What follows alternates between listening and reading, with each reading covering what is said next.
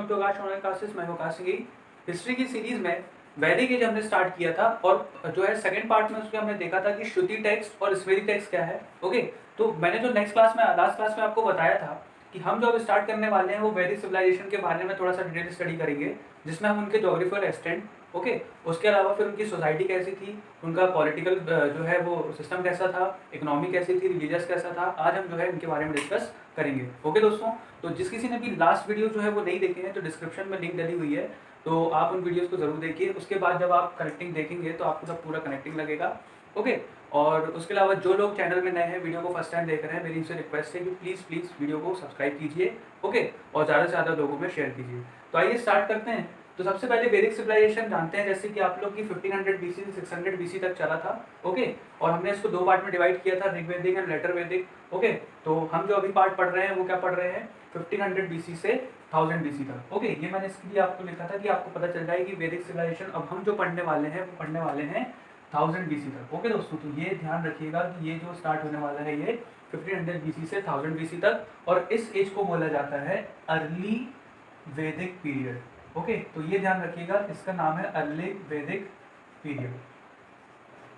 Okay, तो ये ध्यान रखिएगा 1500 बीसी से लेके 1000 बीसी तक जो हमारा टाइम पीरियड है ये है अर्ली वैदिक पीरियड। ओके, और आप जानते हैं अर्ली वैदिक पीरियड में सिर्फ और सिर्फ किसका सोर्स था हमारे पास, ऋग्वेद का। ओके, बाकी तीन जो वेद थे वो कब आए थे, ऋग्वेद के बाद आए थे, तो इस चीज को ध्यान रखिएगा।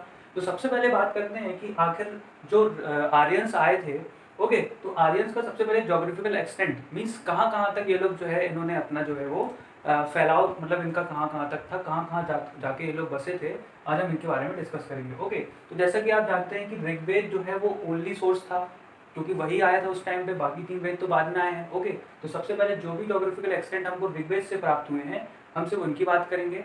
तो इसमें जो सबसे इंपॉर्टेंट है वो ये है कि जो हिमालय है, ये उस टाइम जो है हिमालय को क्या बोला जाता था, हिमवंत। ओके, हिमवंत, और जो हिंदू कुश जहाँ से इंडिया में एंट्री हुई थी आर्यंस की, ओके, तो उस हिंदू कुश, उसको क्या बोला जाता है, हिंदू कुश। ओके, तो उसे ऋग्वैदिक पीरियड में क्या बोला जाता था, मुंजावंती। ओके, तो वहाँ के लोग हिंदू, जो आज हम हिंदू कुश जानते हैं, हिंदू कुश जो है वो उस टाइम पे क्या माना जाता था या क्या किस नाम से जाना जाता था, मुंजावंती। ओके दोस्तों, तो ये दोनों नाम याद रखिएगा, ये आपसे किसी भी पेपर में डायरेक्ट पूछ सकते हैं कि बताइए मुंजावंती किसका नाम है, हिमवंत किसका नाम है। ओके, तो हिमालय का नाम क्या है, हिमवंत, और हिंदू कुश का नाम है मुंजावंती। ओके, उसके बाद फिर ऋग्वेद में 40 रिवर्स के बारे में मेंशन है। ओके, 40 रिवर्स के बारे में ऋग्वेद में मेंशन है। आज तो हम देखते हैं बहुत सारी रिवर्स हैं, पर मेनली उस टाइम पे 40 रिवर्स का मेंशन था। ओके, जिसमें गंगा जो है, गंगा का भी जो है इंक्लूड किया गया है, गंगा को भी जो है के बारे में मेंशन किया गया है। ओके, गंगा कहाँ बताई गई है, जैसे इंडिया था तो इंडिया के ईस्ट में बताया गया है गंगा को, जैसे ये होता है ना, ये ईस्ट में बताया गया है गंगा को। ओके, और वेस्ट में क्या बताया गया है, कुभा, जो कुभा नदी है वो कहाँ की है, काबुल की, तो ये वेस्ट हो जाएगा। और आप जानते हैं काबुल किसकी राजधानी है, इनका कैपिटल है अफगानिस्तान की। तो देखिए ये जो इनका जो फैलाव था वो पूरे समझ लीजिए इंडिया के नॉर्दर्न पार्ट से लेके और पूरा जो अफगानिस्तान तक कवर किया था इन लोगों ने। ओके, जैसा कि आप जानते हैं जो हड़प्पा सिविलाइजेशन था उसका भी जो फैलाव था या उसका भी जो पूरा हम टेरिटोरियल एरिया देखते हैं तो वो कहाँ तक था, नॉर्थ एरिया से लेके इंडिया के, और कहाँ तक था, पूरा west area, north west area की बात करते हैं। तो मेनली जो आर्यंस का एरिया भी बताया गया है वो वहीं तक ही बताया गया है। ओके, जब आप आगे देखेंगे तो आपको और क्लियर मेंशन हो जाएगा कि जो पूरा नॉर्दर्न पार्ट था इंक्लूडिंग अफगानिस्तान तक, ये पूरा एरिया इनके अंडर में था।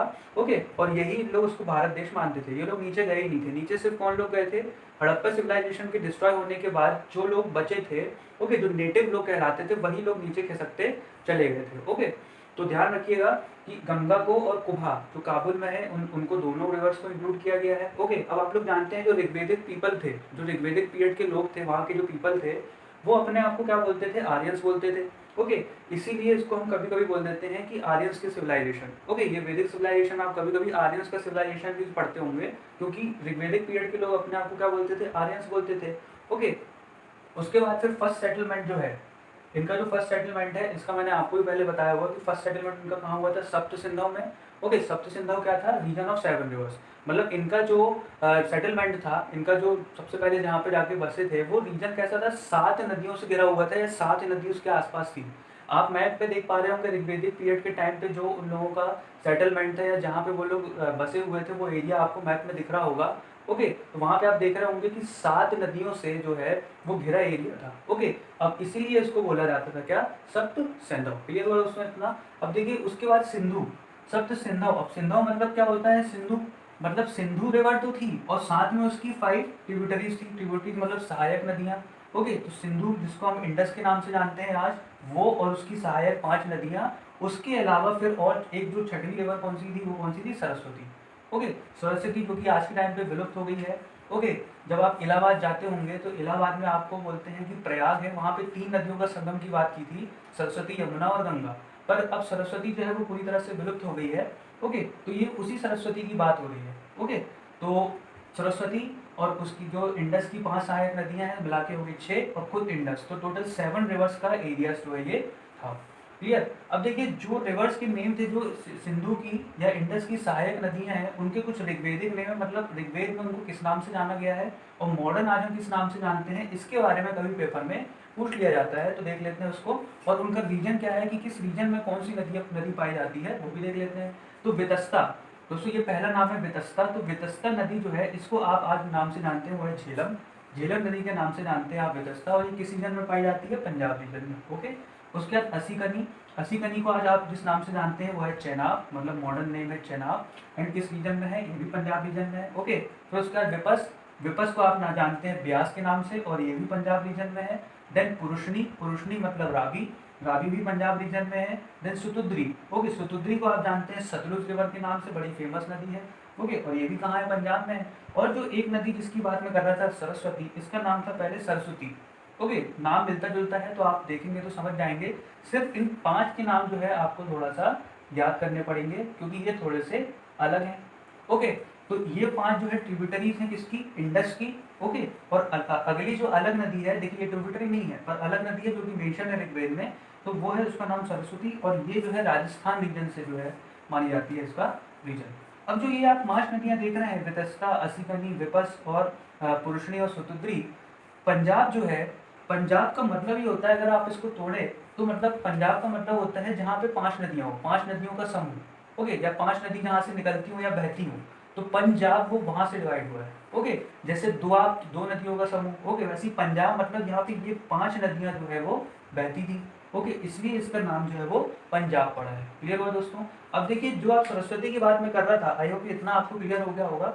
ओके, अब देखिए आगे जो मैं बात कर रहा था कि सरस्वती जो है उसके बारे में डिस्कस जो है वो बहुत बार किया गया है ऋग्वेद में। ओके, और सरस्वती को सबसे पवित्र नदी माना गया है। मतलब आपसे कोई पूछेगा कि मोस्ट पायस, पायस मतलब होता है दोस्तों पवित्र नदी, मतलब रिलीजियस से रिलेट कर लीजिए उसको, तो पवित्र नदी। ओके, तो सबसे पवित्र नदी जो मानी गई है, मोस्ट पायस रिवर ऋग्वेदिक टाइम की, और सबसे ज्यादा जिसका किसी का मेंशन हुआ है। ओके, मतलब बार बार किसी के बारे में जिस बारे में ऋग्वेद में पढ़ते हैं, मोस्ट मतलब मोस्ट टाइम मेंशन। ओके, सबसे ज्यादा जो मेंशन हुई है ऋग्वेद में, उस नदी का नाम क्या है ये पूछ लेते हैं, तो उसका नाम कुछ और नहीं है, ये है सरस्वती।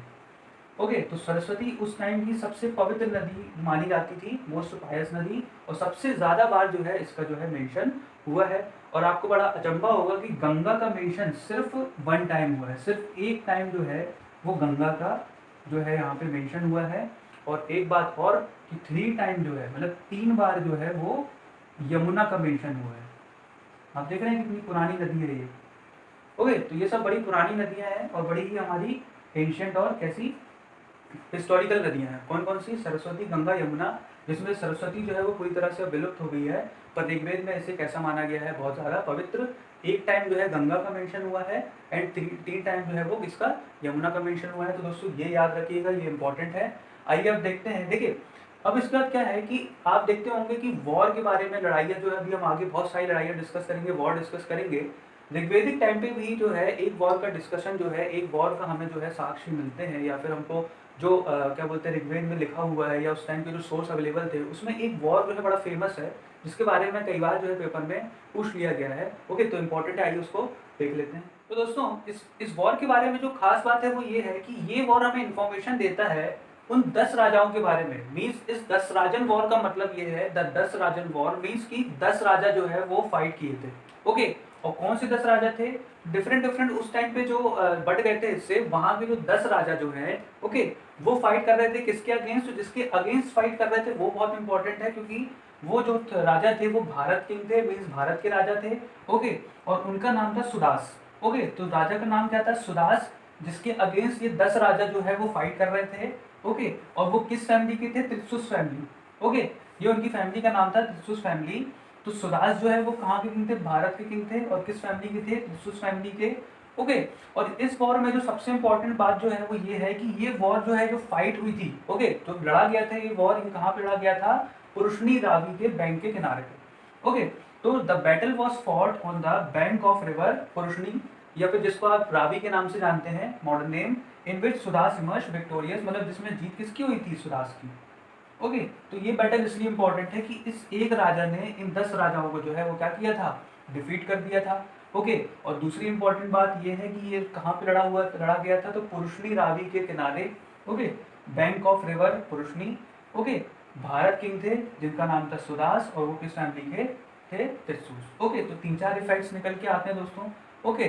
तो अब दोस्तों, अब हम ये जानने वाले हैं कि आखिर जो अर्ली वैदिक पीरियड के लोग थे, आर्यंस थे, उनका जो है लाइफस्टाइल कैसा था। लाइफस्टाइल के बारे में बात करेंगे, मतलब उनकी सोसाइटी कैसी थी, ओके। रिलीजियस में वो लोग क्या फॉलो करते थे, और उनकी इकोनॉमिक कंडीशंस या फिर अर्थव्यवस्था जो कैसी थी, उसके बारे में डिस्कस कर लेते हैं दोस्तों। तो दोस्तों, सोशल लाइफ के बारे में डिस्कस करें अगर, तो इनकी सोशल लाइफ जो थी, इनकी जो सोसाइटी थी, वो मेनली 4 वर्णों में जो है डिस्ट्रीब्यूट थी, ओके। 4 वर्णों में बटी हुई थी। जो पहला वर्ण था हमारा, वो था ब्राह्मण, जो होते थे टीचर एंड प्रीस्ट। क्षत्रिय, जो कि होते थे रूलर्स एंड एडमिनिस्ट्रेटर। वैश्यास, जो कि होते थे मर्चेंट्स एंड बैंकर्स, जिसको बिजनेस क्लास के नाम से भी जानते थे। या शूद्र, चौथे, जो थे आर्टिसंस, मतलब जो कारीगर या फिर लेबरर्स या मजदूर। तो इनका जो सोसाइटी थी, या इनके जो सोसाइटी का डिस्ट्रीब्यूशन था या क्लासिफिकेशन था, वो प्रोफेशन पे बेस्ड था, ओके। मीन्स ऐसा, अभी जो बहुत सारे लोग ये मानते हैं कि ये कास्ट सिस्टम है, ये कास्ट सिस्टम बिल्कुल नहीं था। ये कास्ट सिस्टम के बेस पे नहीं क्लासिफाइड था, ये क्लासिफाइड था प्रोफेशन के बेस पे। तो जो कोई भी जो प्रोफेशन करता था, उसको उसी प्रोफेशन के नाम से या फिर उस वर्ड से जाना जाता था, ओके। और ऐसा भी हो सकता था कि देखिए, अगर किसी के फादर जो हैं वो सिंगर हो, या फिर किसी के फादर जो है वो लेबर का काम करते हो, तो उनका बेटा डॉक्टर बन जाए। तो प्रोफेशन के हिसाब से जो है यहाँ पे वर्ण डिसाइड होता था। कास्टिज्म जो है वो नहीं था, ये ध्यान रखिएगा, प्रोफेशन के बेस पे था, ओके। बहुत लोगों को डाउट रहता है कि कास्ट नहीं था, प्रोफेशन के बेस पे जो है क्लासिफिकेशन हुआ था सोसाइटी का। देन उसके बाद जो सोसाइटी थी, उसमें फैमिली हुआ करती थी, ओके। और जनरली जो है मोनोगामस होते थे, ओके। मोनोगामस मतलब एक टाइम पे एक ही शादी करना, उसको बोलते थे मोनोगामस, ओके। जैसे कि कई लोग जो है वो, कई कास्ट में ऐसा होता है कि डिफरेंट, मतलब एक ही टाइम पे कई सारे जो है वाइफ होती है। पर यहाँ पर ऐसा होता था, और हमने पहले भी देखा था, जो पहले के टाइम पर ऐसा होता था कि जो राजा महाराजा होते थे, उनकी कई सारी जो है वो जो वाइफ हुआ करती थी, कई सारी रानियाँ हुआ करती थी। पर यहाँ की जो मेनली सोसाइटी थी वो कैसी थी? मोनोगामस, ओके। मीन्स एक टाइम पे एक ही शादी जो है वो पुरुष जो है वो या महिलाएं जो है वो करती थी। उसके बाद पैट्रियार्कल था समाज। पैट्रियार्कल का मतलब होता है कि पितृसत्तात्मक, मतलब कि जो भी सत्ता जो है वो किसके हाथ में है? पिता के हाथ में, ओके। तो ये दोनों वर्ड ध्यान रखिएगा, मोनोगामस एंड पैट्रियार्कल। मोनोगामस मतलब कि एक टाइम पर एक ही शादी करेंगे, और पैट्रियार्कल मतलब पितृसत्तात्मक, जो सारी सोसाइटी में जो फैमिली होती थी, उसकी सारी सत्ता किसके हाथ में होती थी? फादर के हाथ में, इसलिए बोलते थे पैट्रियार्कल। देन उसके बाद फिर वुमेन जो है यहाँ पर जो है वो हाई स्टेटस एंजॉय करती थी, ओके। मीन्स वुमेन को हर कोई लिबर्टी थी, अथॉरिटी थी कि वो पार्टिसिपेट करेंगी किसी भी ऑर्गेनाइजेशन में, किसी भी अगर पॉलिटिकल कुछ अगर हो रहा है तो उसमें भी ऑर्गेनाइज करेंगी, पार्टिसिपेट कर सकते हैं, ओके। कोई भी इंपॉर्टेंट डिसीजन हो रहे हैं तो उसमें भी वुमेन जो है वो पार्टिसिपेट कर सकती थी।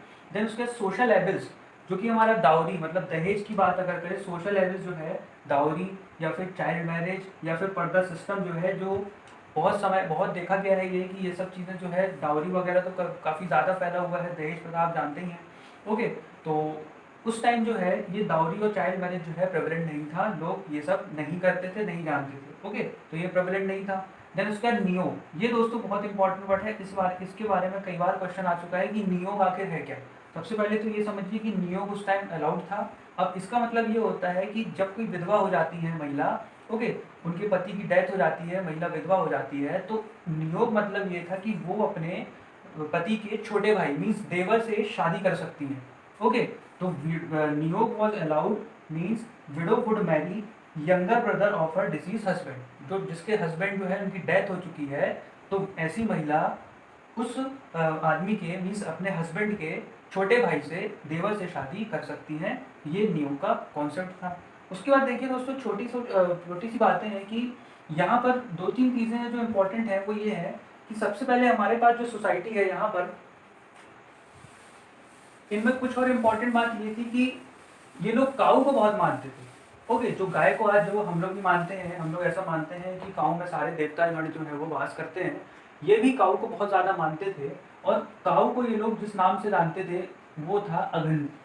ओके, तो काऊ का अगर ऋग्वेदिक नाम आपसे आपसे कभी पूछने आ जाए पेपर में, तो याद रखिएगा अगन्य नाम था। अगन्य का मतलब होता है means not to be killed. Okay, means cow इनके लिए इतनी पवित्र थी। ओके, इतना पवित्र जानवर हुआ करता था कि ये लोग दहेज में काऊ देते थे। ओके, मीन्स अगर किसी के पास बहुत सारी काऊ है तो वो सबसे अमीर व्यक्ति माना जाता था, सबसे रिच व्यक्ति माना जाता था। मीन्स जिसके पास जितनी काऊ होगी वो उतना रिच व्यक्ति माना जाएगा। बड़ा ही इंटरेस्टिंग फैक्ट है ये। और चौथा सातवां फैक्ट जो हमारे पास ये है कि अगर काऊ को अगर कोई गलती से कुछ हार्म पहुंचा देता है, ओके, अगर काऊ की गलती से कोई हत्या कर देता है या फिर काऊ को हार्म पहुंचाता है, तो उस व्यक्ति को कड़ी से कड़ी सजा होती थी और उस व्यक्ति को देश निकाला मीन्स जो है देश से निकाल देते थे। ओके, तो severe punishment given in case of killing of cow. तो ये दोस्तों एक इम्पॉर्टेंट फैक्ट ये है कि अगर मान लीजिए कोई अगर काऊ को किल कर देता है, धोखे से भी अगर हो जाता है, तो उसको भी काफ़ी पनिशमेंट जो है सीवियर जो है वो मिलती थी। देन उसके बाद जो नेक्स्ट फैक्ट हमारे पास है वो ये है कि इनका जो एग्रीकल्चर लोग थे, मीन्स एग्रीकल्चर करके और एनिमल हस्बेंड्री से अपना गुजारा करते थे। ओके, तो जनरली जो यहाँ के लोग थे वो कैसे लोग थे, एग्रीकल्चर बेस्ड जो है इनका गुजारा चलता था। तो agriculture and pastoral people, pastoral मतलब कि एनिमल्स को जो है एनिमल हस्बेंड्री करके अपना गुजारा करने वाले लोग, एग्रीकल्चर पे गुजारा करने वाले लोग, ठीक है। और उसके बाद फिर इनके जो मेन प्रोडक्ट जो खाने में ये लोग यूज़ करते थे, मीन्स जो है यहाँ पर देखिए काऊ थी तो घी वगैरह था, घी, मिल्क। ओके, तो ये लोग सब जानते थे घी और मिल्क वगैरह, तो ये सब इनके फूड में जो है मेंटेन। बीट वगैरह जानते थे लोग, गेहूँ उगाना जानते थे। ओके, तो घी, मिल्क, बीट, ओके, तो ये सब जो है ये अपने खाने में खाते थे। और उसके बाद मीट, ओके, मीट भी उस टाइम जो है बीट ईटन। ओके, तो ये जो है ये अपने खाने में ये लोग इस्तेमाल करते थे, घी खाते थे, मिल्क खाते थे, गेहूं जानते थे और मीट का भी सेवन जो है उस टाइम किया जाता था। मीट के साथ साथ सोम, ओके, इसको ऐसे लिख लीजिएगा सोम। सोम मतलब होता है उस टाइम की शराब, उसको बोलते हैं सोम रस, आपने सुना होगा ना, सोम एंड सुरा। ये उस टाइम की शराब का नाम था जो कि उस टाइम जो है लोग कंज्यूम करते थे, पर कंज्यूम, ओके, लोग पीते थे, मतलब ये सोम रस इसको बोला जाता था। ओके, जो उस टाइम की शराब थी। क्लियर दोस्तों।